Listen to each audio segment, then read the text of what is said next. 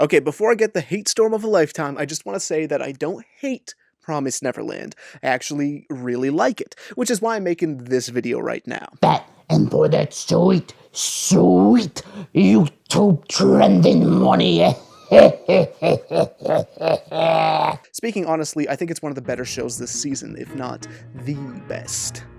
The thing is, there are no shows this season which will be touching my favorites list, my top tier list, and that includes Promised Neverland. Now, instead of going right into the criticism, I'm gonna ease us into it by going through what I like first. If you really just want to see what I dislike, then skip to this time code wherever it is up here.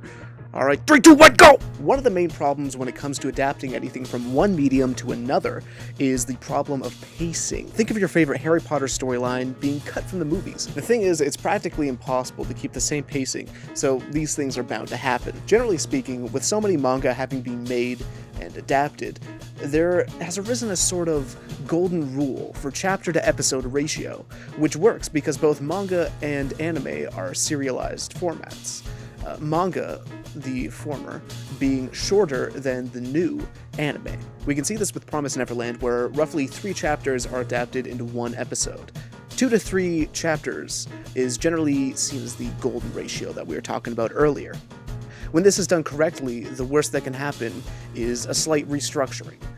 When we step too far away from this rule, well...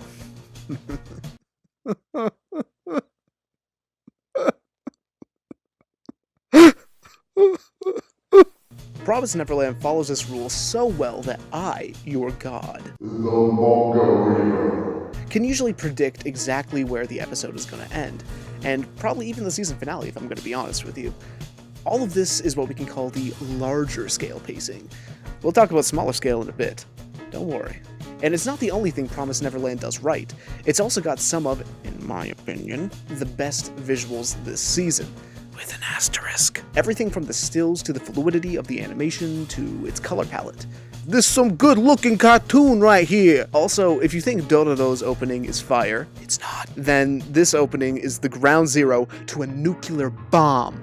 And by that, I mean that the effects of this song will reverberate for decades in my eardrums as they have become the metaphorical wasteland of this atomic strike, morphing my consciousness into a state only home to the infectious, radioactive vibration that is...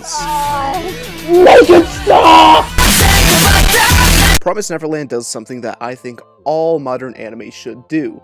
It uses post-production camera effects. Digitally adding lens flares and messing with the depth of field creates a more immersive feeling to the show, as this allows it to mimic more cinematic camera work. It's not even like these are hard to do or all that costly.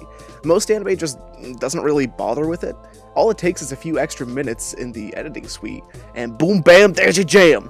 Personally, I think that this should be the norm in an era where anime is all made digitally anyways.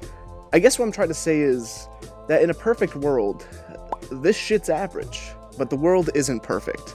And as a result, we have this as one of our best shows this season. But I'm here to tell your lolly-loving ass why it's not.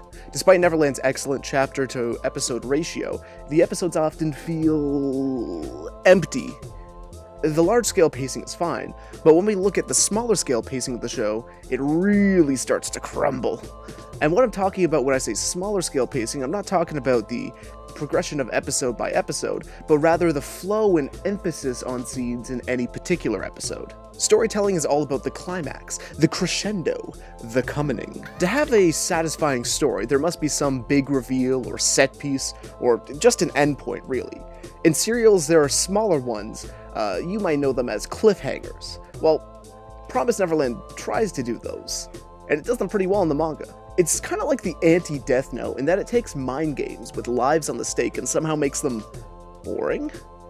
Moments that felt impactful and tense in the manga come across as dull in the anime. Okay, look, I'm a dum-dum.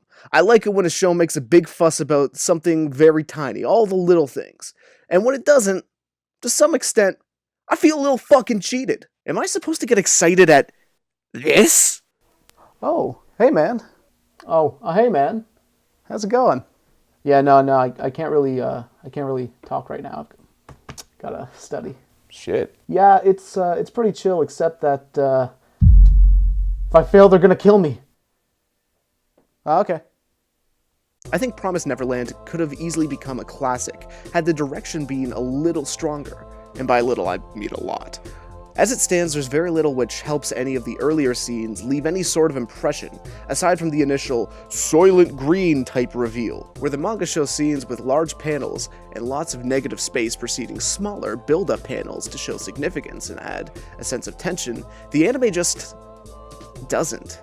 It's odd because the anime treats the build-up and the climax with the same level of theatrics. The score is so subdued that when they cut for the big reveal, nothing really changes as opposed to something like this from Hunter x Hunter. 虫が上から物言ってんじゃねえぞ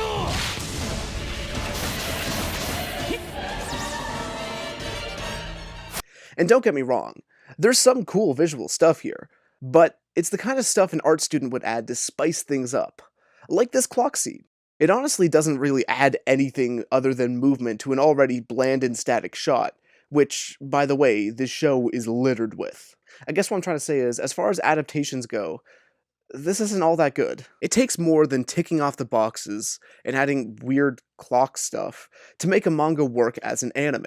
Intent and impact are important, and without considering those things, efforts will bear only the most average of fruits. Oranges. The show is well made, and it has a lot of love put into it. But love ain't shit if you're gonna be dumb about it. Hey, so you finished the video. I hope that means that you enjoyed it. Sorry that it took so long to come out. It usually won't take a month. I've just been kind of backed up with filming schoolwork. If you haven't checked out my podcast, go ahead and do that. It's a One Piece podcast, so if you read One Piece, then I'm sure you'll enjoy it. I don't have to tell you to do that. Just do this YouTube stuff. You know what it is. And have a nice day.